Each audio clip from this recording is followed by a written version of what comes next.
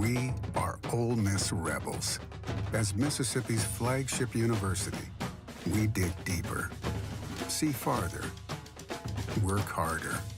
We pioneered human organ transplants. We helped prove Einstein's theory of gravitational waves. We are conducting life-changing research that solves the problems of today. We are Ole Miss, transforming lives and the world.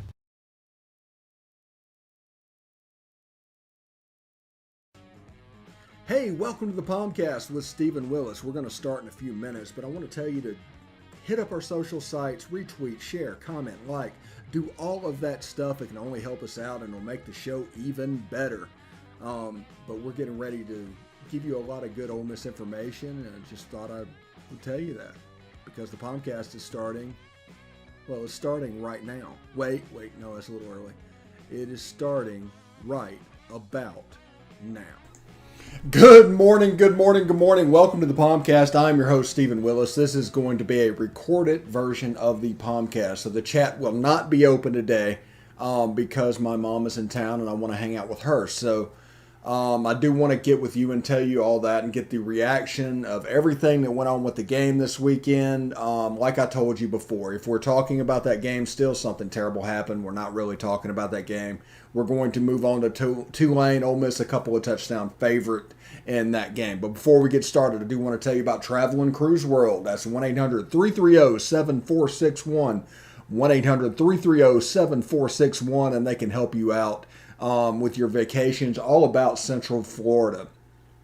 Also want to tell you about bookatailgate.com. That's Take It to the Grove. That's a tailgating and event service to where they'll come set it up. The flexibility remains all about their setup. You can do a single tent, you can do a double tent, you can do a TV, no TV. You can get catering delivered from certain places. So give them a call. Book your tailgate. Nice crowd Saturday night. Need to get it a little bit better. So go to www.bookatailgate.com and hook it up. They got single game and regular season. Give them a tryout for sure about that. Also, I want to tell you about La Terrain Watches, the official watch of the POMcast, where we're just as classy as you can get. You can see this website on the screen. Go to www.la-terrain.com. Promo code POMcast at checkout, and you can get a nice watch as well, and you kind of enjoy that as well. So I'm pretty excited about that as well. So I'm going to say as well as many times as possible. Also, if you want to watch the show, you can catch us on Twitter at the Stephen Willis or at Ole Positively, Facebook at facebook.com/POMcast. Or you can head over to YouTube at Positively Ole Miss. Subscribe, hit the bell. They have a fantastic notification system on YouTube. So if you click them, you'll not only know that we're streaming, you'll know what we're streaming about.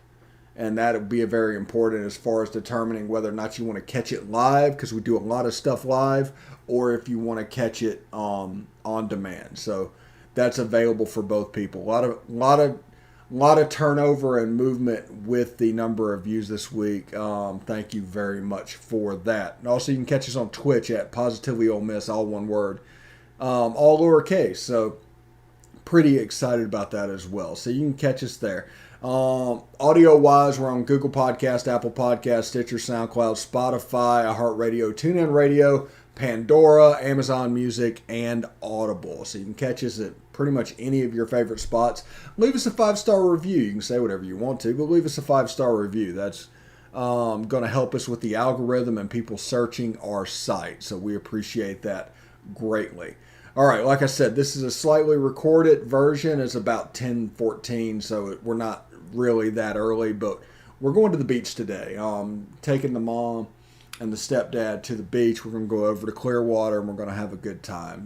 Don't worry, Beast of the East is going to return tonight, 8:30 Central, 9:30 Eastern as well. Also, this week we'll see the debut of Talking Ball with Bill Flowers on Thursday, and we'll have our preview and all that good stuff up as well. So thank you very much for tuning into that. Now, like we said before, if we were talking about the Austin Peay game. After the game, that means something happened. We're not really talking about the Austin Peay game. It kind of served its purpose. It was a short rest, one practice, exactly one. There's no service team. There's no game planning. It was almost like an NFL preseason game, literally, because the starters went out at a certain time. It was just like a preseason game, and not like the old style week 3 preseason game. It was more like the old style preseason game 2. But the offense was pretty. They clicked over 600 yards, over 300 yards rushing, over 300 yards passing, I believe, and somewhere in the 630 range. That's fine. The defense did a really good job. They gave up one garbage time touchdown, or it would have been 10. And I don't care who you are. If you would have been told before this season that the starting defense would have given up 10 points to a 1AA team, you would have taken it. You would have taken it in a heartbeat because of what happened in the recent past with 1AA teams. I think giving up 25, 30 points a game. And Florida State dropped a game in embarrassing fashion to Jacksonville State. So it could be worse. This game is an all landmine game, other than the chance to maybe develop depth if you severely outmatch the other team, which we did. So that's probably the only positive of a 1AA game. Other than that, it's just a schedule filler-outer. I'm a proponent of moving that game and those games to spring and let those replace the spring game. Take those FBS. They need that money. I understand that. Without that money, their program would be severely hampered. We'll let them come in and take their beating for the spring game. Everybody has spring practice about the same time, schedule one game. They're already doing it in baseball. I think Ole Miss is playing Alabama in fall ball and baseball this year.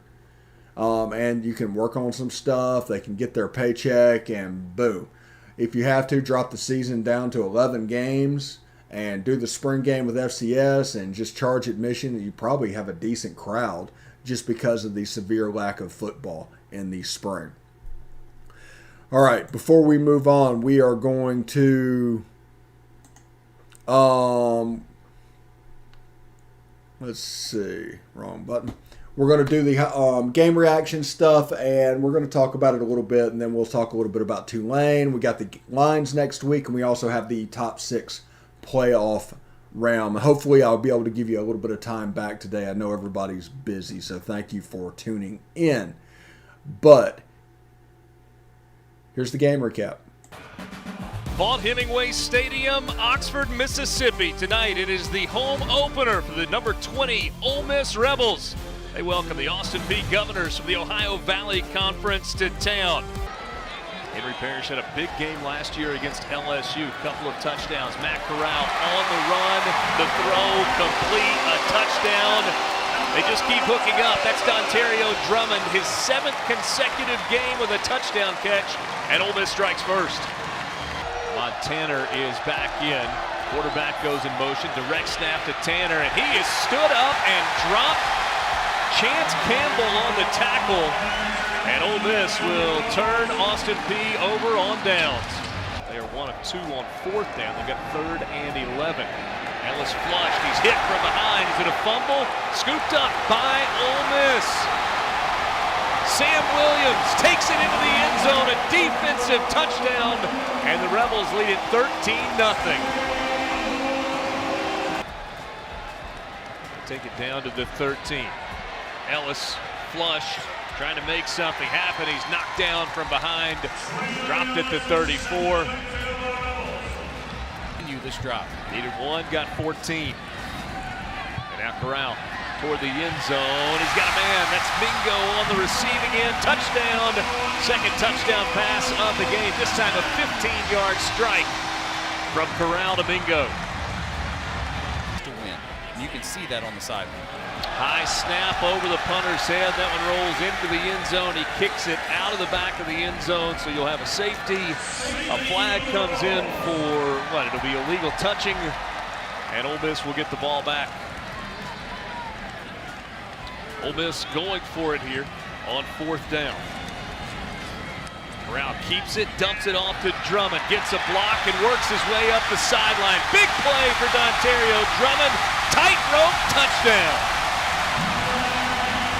16. They're trying to go consecutive games in which they don't allow a point in the first half. This ball comes loose, and it's recovered by Ole Miss. Chance Campbell with the fumble recovery.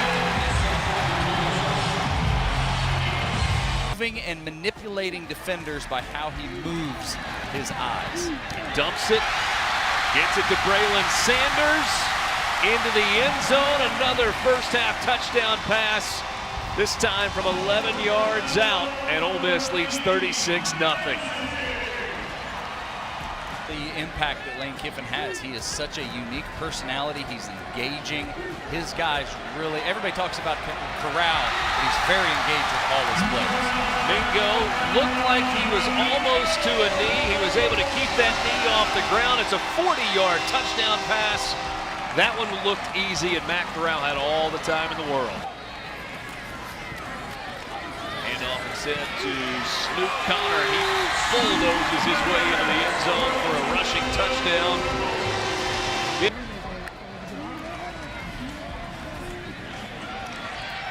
There's a sack.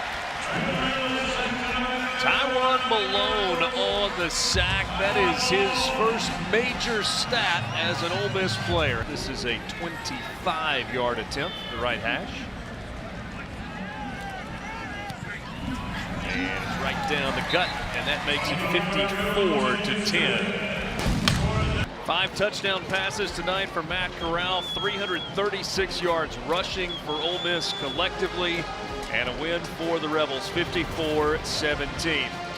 All right, so, we're 2-0, and that's the best that you can be after 2 games. So, I got to just remind myself, too, going to the locker room, this was a challenging week with 2 less days, and we only had 1 day of practice. So I think to come out and play pretty well in the first half, was a good job by the players of getting that done. Got sloppy in the second half, and, unfortunately these games tend to do that. When they're lopsided, it's kind of hard to get them to come out and play the same way in the second half. But we did get to play a lot of players, so excited about that because we didn't in the first game. So it's good to get those guys on film and get them involved. And thought we gave up too many yards on defense. And we weren't very good on third down again, second week in a row on offense. I feel like I've been doing okay. I feel like still some plays out there I left out there I still can do better, but I feel like I'm playing faster and more confident than last year. So just trying to keep building on that this week by week. First off, I have a son that I have to, go hard for. And my coach always told me never let a man judge your heart or your effort. And I seen those articles, I took it to heart. And I won't ever let a man judge my heart or my effort anymore. We've seen that from Sam all camp. He came back from this summer, just a different player. We struggle every day with him, blocking him in practice, with our ones on both sides. So I was just hoping that would carry over into the game. And I think what we're doing, we don't do as many things defensively, I think is helping him. And, like I've said, in the system we play, if your 2 ends aren't very good rushers, it's not a very good system. You only got 3 guys rushing, and they double the nose every time. So luckily we got, Sam and Cedric out there that give people problems. I caught the ball and it popped out at the end. I just trying to keep it from touching the ground. I just feel like I had a touchdown, but got to control what I can control. So the rest of it was no touchdown. There was no touchdown. When he get older, I want him to when people talk about me, it's always your dad was a great man. Your dad was a hardworking man. It's like that senior means a lot because he's a junior. So he represented me through his whole life because he has my name. Yeah, I kind of went above the book a little bit on some, and that was just thoughts when we talked about it, saying, okay, we feel like our matchup's really good on offense. Our quarterback's hot, the 3 receivers are hot. So we may have some 4th and mediums that say punt or kick, and we're going to go for them because we like our percentages. And really should have thrown a touchdown to Drummond on the one versus cover 0 and waste a good play that would beat cover 0, and he's too casual with the ball, so that was kind of disappointing. All right. That is the post-game stuff from the football game. Again, there's some stuff to work on. This, a lot of times when you play a 1AA team, you hope there are some sloppiness that is associated with that game to give the coach somebody to yell at, something to yell about, something to pick apart. And Lane Kiffin can absolutely do that with Tulane coming in. I think they scored 69 points last weekend against Morgan State. Now, it's another 1AA game, and maybe not a very good 1AA team, but that is the idea behind that. We're going to just blow through the break and just go ahead and talk about what's going on. We're not going to pay too much attention to the Austin Peay game anymore because it was, like I said, it was one of those things where if we're still talking about it on Monday, it's a problem. It's not really worthy of talking about at this point. It's all about Tulane. And Tulane has become a legit trap game for Ole Miss. They're a good team. They went up to Norman. Everybody saw that. They handled business against Morgan State and Birmingham last week. Remember, they're separated from home because of Hurricane Ida. So they're doing all of this on their own and on the road.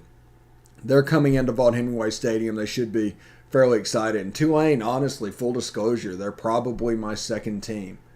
I always root for the Green Wave. I have the Angry Wave merchandise that I like to wear because I think the Angry Wave is the best logo in sports. So I rep it. It is something I really enjoy. I'm kind of a graphics nerd, and I just like it.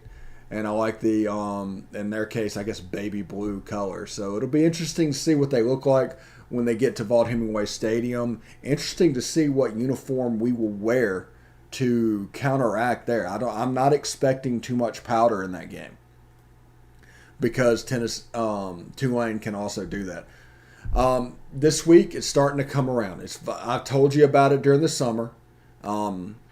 But everybody is starting to come around on Matt Corral, and you're starting to see him go up betting list for winning the Heisman. In some places, he's second behind Bryce Young.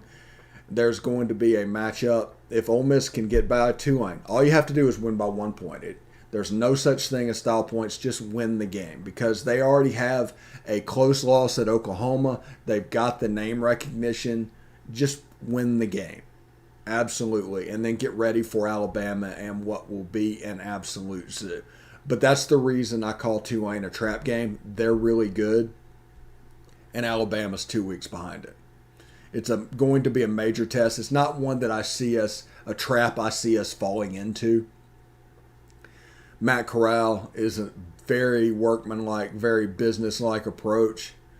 I do not believe it's going to fall through. Like I said, there's some things that need to be cleaned up. Of course there's things that need to be cleaned up. If we were a finished product in Game 2, we're only going to go down because, as Coach Cutcliffe used to tell us all the time, you're either getting better or getting worse. You're never staying the same. So building up to hit that high point needs to come October 2nd. Honestly, just needs to come October 2nd. And if it comes October 2nd, we could be in for a treat in that ball game. So that could be a lot of fun as well. So I'm very excited about what's going on. The Austin Peay game went about as you can expect.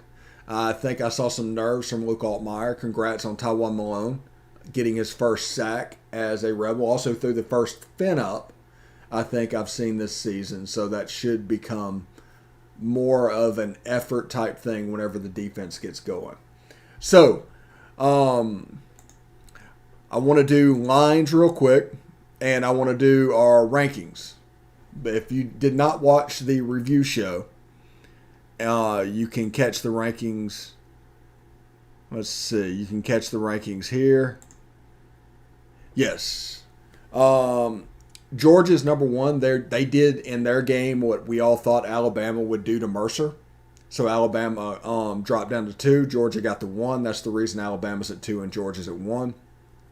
Oklahoma's at 3 because there's nobody that can take their place. They haven't looked particularly good. Cincinnati is taking care of business and doing what they're supposed to do. Texas A&M dropped from 5 to 6 because they look terrible, and I want to see what this team looks like with Calzada at quarterback. There's a major speed bump, and Oregon moved up to 5 after beating Ohio State. Ohio State's the team that fell out. I did not feel comfortable moving Oregon from 12-ish all the way into the playoff. I'm not comfortable with the jump that high. They made it into the top 6. Also, for betting lines this week, there we go. Let's see. Betting lines this week. You have Alabama, a 15.5-point favorite over Florida in Gainesville. Florida, home dog.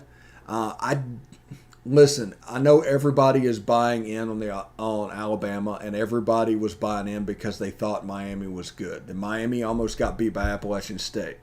Now, is Appalachian State really good, or is Miami playing down to them? It's a game that they should have handled business, but they did not. So with all that explosive plays and everything going on defensively that Miami had in that game, is the Alabama offense we're accustomed to? Or is it, was week 1 a fluke? Alabama only gained like 390 yards in week 2. They won the game 48-14. They only gained like 390 yards. There are signs, I'm just saying, there are signs of a team that is regressing to the Jim McElwain type offense, like a modern version of it. So just keep an eye on that. Arkansas opened at 18. The line moved quickly to 23.5 against Georgia Southern. Is a game I expect to win. Arkansas is getting all the props in the world as they deserve them, getting the big win over Texas this weekend. Mississippi State favored by 3 points at Memphis. I want to see it, but State is just starting to win games. They're starting to win games. And by the end of the year, they could be very dangerous. By the Egg Bowl, that could be a hell of a game. Absolutely a hell of a game. Georgia opened up favored by 32. The line has gone to 30 over South Carolina. Georgia's really good. South Carolina is kind of rudderless at the moment. They eked by East Carolina Saturday, so they're 2-0. Can't take that away from them, but yeah, that's a little bit of a problem. Penn State opened up favored by 7. The line has moved to 6 against Auburn, a home game. Is Auburn for real? We will find out this weekend. Penn State 2-0. They're doing whatever they need to do defensively. It's going to be a hard ass for people. It's going to be a good football game. I'm looking forward to that one, although it will be on the same time as the Ole Miss Tulane game, by the way. LSU favored by 20.5 over Central Michigan. The line opened at 21. It's gone down. That is because Central Michigan might be sneaky good. They beat McNeese 34-7. You know, whatever's going on, the offense is not looking particularly good at the moment, but Central Michigan can sneaky score, so it's going to be on that offense to get some points. LSU making a system change in the middle of the Orgeron range just doesn't make much sense. Stanford's favored by 11. Line opened at 9 over Vanderbilt in Nashville. Vanderbilt should be leading the smart people's schools. They should be leading it. A step in the direction of doing that will be winning this game. Big win on the road for Clark Lee against Colorado State. Nobody gave them a chance after the way they looked against Tennessee State. They have a chance to make a mark. Stanford beat USC. They were a double-digit dog. Beat Southern California. Ole Miss is favored by 14.5. Line opened at 15 against Tulane. Tulane's a good team. They're a good team. Michael Pratt is a good player at quarterback. Chip Long is the offensive coordinator down there in New Orleans, and people might remember him in 2015 calling plays for, I think, Paxton Lynch or whatever. Or maybe he was the offensive coordinator when Mike Norvell came to Oxford the first time. I don't know. But either way, he's a good offensive coordinator. It's going to be a workman-like thing, and we need to kind of polish up what we're doing. Also, Oklahoma kind of going outside the footprint, favored by 22. It opened at 23 over Nebraska. This is the 50th anniversary game of the 1971 Classic that people pine over. going back. That's about 5 years before my time. So there is that. So we're going to give you some time back because that's what we do. Thank you very much for tuning in today. Hit all our sponsors. Get a watch. You can see our Facebook groups are in here as well. So we'll be putting it up there. Also, you can take it to a Grover call at Book a Tailgate. And, of course, call Travel and Cruise World. And we're working on some really cool sponsors down the road. So thank you very much. And we'll probably harp on the Matt Corral Heisman stuff as we move forward. Beast of the East tonight at 8:30 Central. Tomorrow, Best of the West at 8:30 Central. Wednesday, SEC After Dark, 8:30 Central. And we're going to, Thursday night, put up Talking Ball with Bill Flowers. So I'm looking very much for that. And Isaac Gross has agreed to be our guest on Rebel Rewind. We're trying to set up the time right now that we're going to do the interview. But next Sunday, he'll be the Rebel Rewind choice. So hope everybody had a good time. And we'll see you tomorrow. And, of course, hotty toddy.